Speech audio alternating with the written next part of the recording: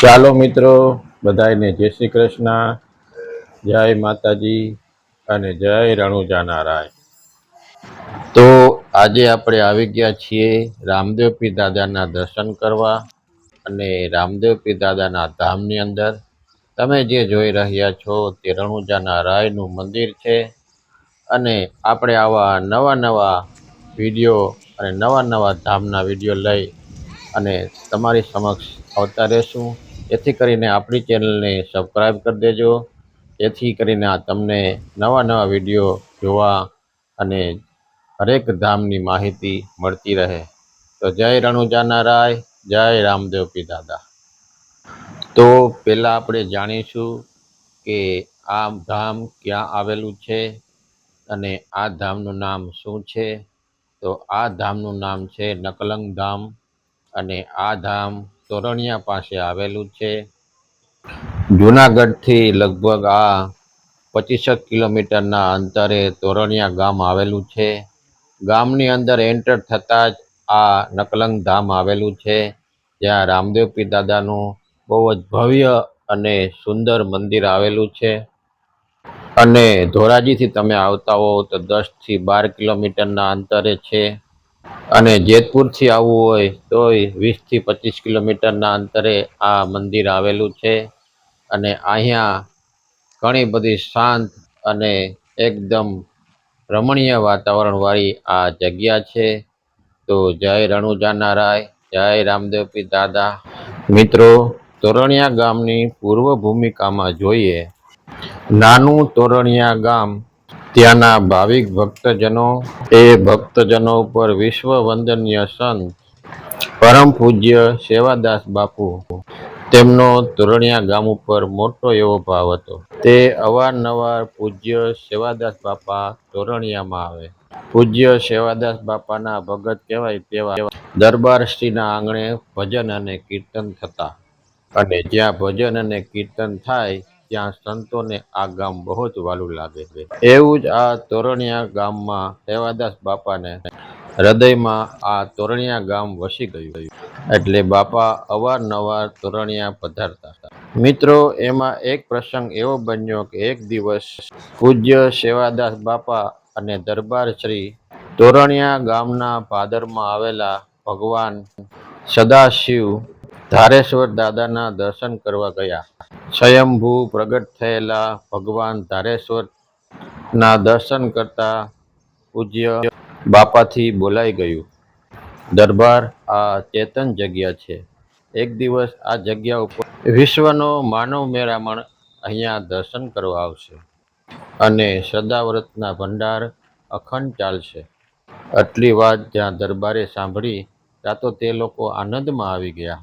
કારણ કે પૂજ્ય સેવાદાસ બાપુના વાતમાં દરબારને અતિ આનંદ થયો અને પૂજ્ય સેવાદાસ બાપુની વાત ઉપર એને અતિ શ્રદ્ધા હતી. દરબારે પૂજ્ય સેવાદાસ બાપુને કહ્યું, અહીં એક આરતી કરનારની સખ્ત જરૂરત છે. સેવાદાસ બાપુનું ધ્યાન તેમના ભેગા આવેલા સૌજી ભગત ઉપર પડી અને કહ્યું કે આ તમારા મંદિરના પૂજારી અને આ તમારી મંદિરની પૂજા કરશે. દરબાર, આમનું પૂરેપૂરું ધ્યાન રાખજો. અને દરબારે પૂજ્ય બાપુની આજ્ઞાને માથે ચડાવી.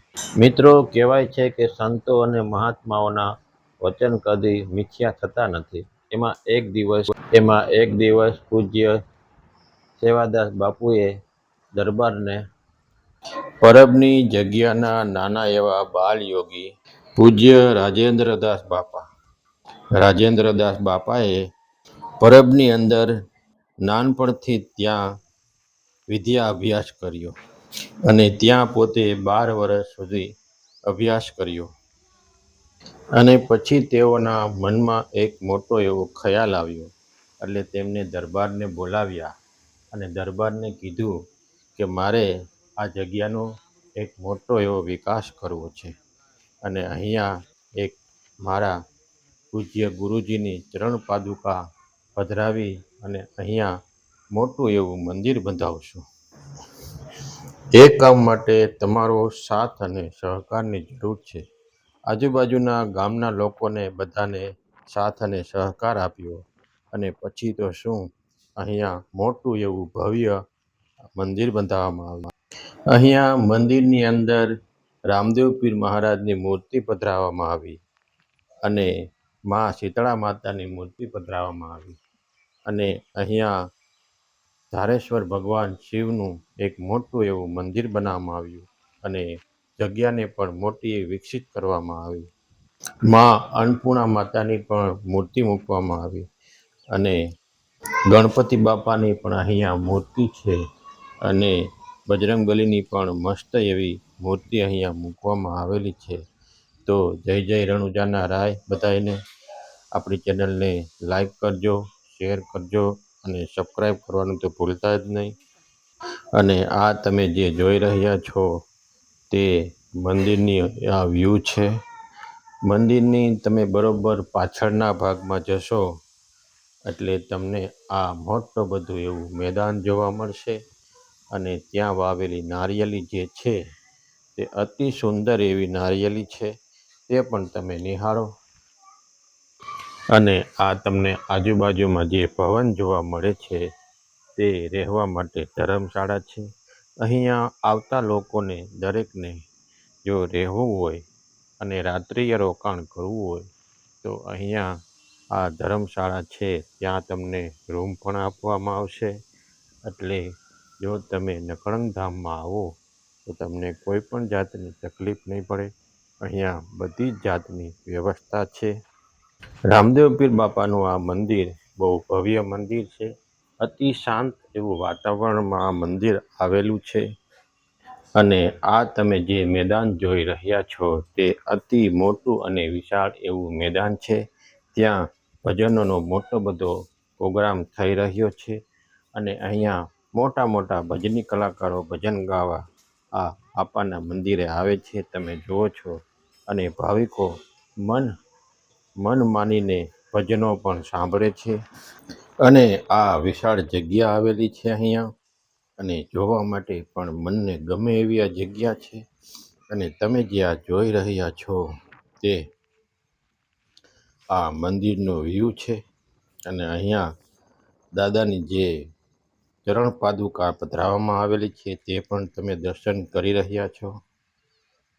સામે અખંડ ધૂણાના દર્શન પણ થઈ રહ્યા છે અને આ મંદિરનો ઉપરનો વ્યૂ તેના પણ દર્શન થઈ રહ્યા છે.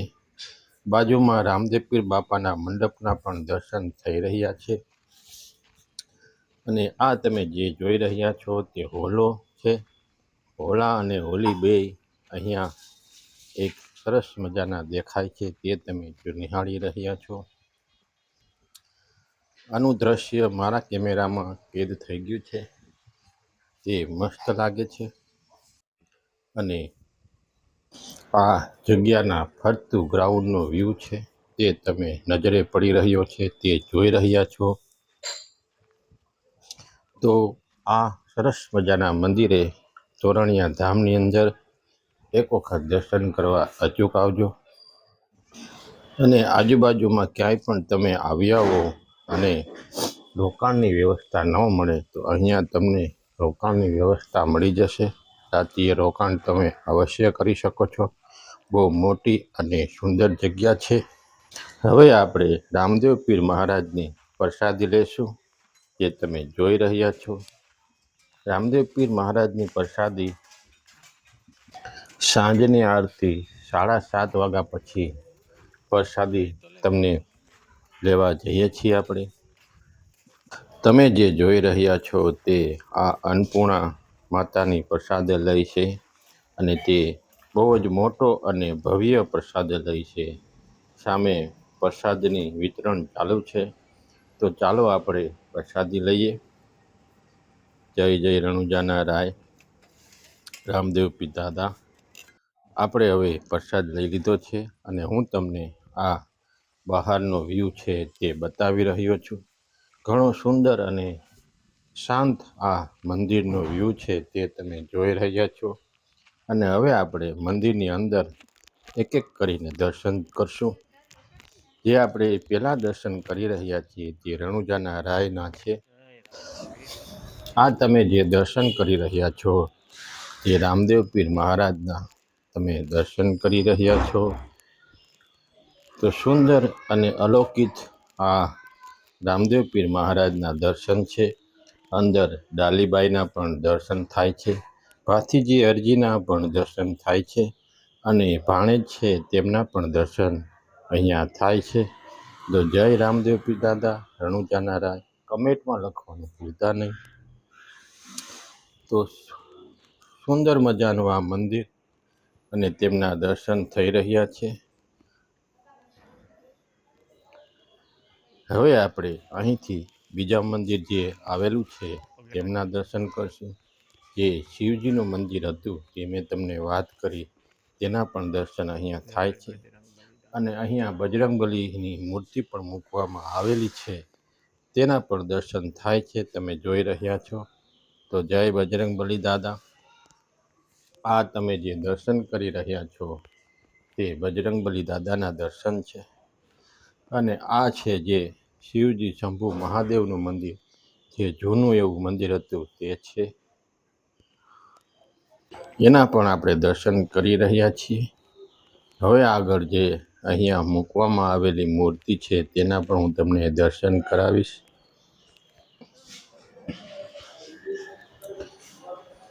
તો હવે આપણે જે ગણપતિ બાપાના દર્શન કરી રહ્યા છીએ, એ આ ગણપતિ બાપા છે, તેના પણ દર્શન તમે કરો છો તે જોઈ રહ્યા છો. જય ગણપતિ દાદા.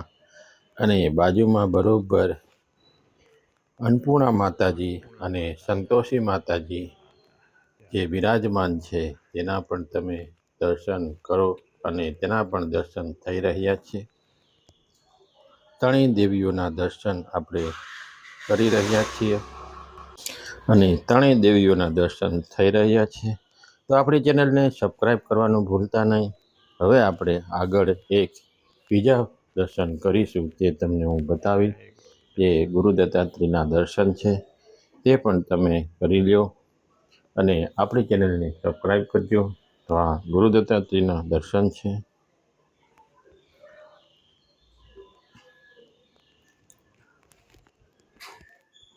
અને આ મંદિરનો વ્યૂ છે, તમે જોઈ રહ્યા છો તે. અને અહીંયા આપણે આપણો વિડીયો પૂરો કરીશું. હર હર મહાદેવ. જય રામદેવ પીર દાદા, જય રણુજા નારાય.